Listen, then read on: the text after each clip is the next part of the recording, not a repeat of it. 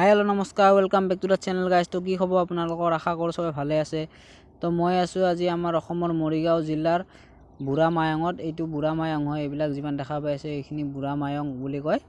আৰু এইবিলাক যিমান গাড়ী গৈ আছিল এতিয়া চব পিকনিকত গৈ আছিল। আপুনি বাৰু পিকনিকত গৈ পাইছেনে মোক কমেণ্ট কৰি জনাব।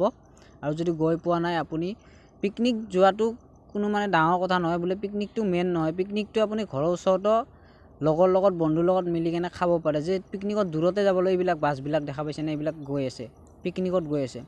তো পিকনিকত গৈ পেলাই কিমান কি ঘটনা হয় মই শুনি কেনে বহুতে বেয়া লাগি আছে। কিন্তু যেনেকৈ মানুহবিলাকে কৰে সেনেকুৱা নহয়। পিকনিকটো আমি ঘৰৰ ওচৰতো খাব পাৰোঁ লগৰ লগত মিলি জুলি, যে দূৰত যাব লাগিব ক'ৰবাত সেইটো কথা নহয়।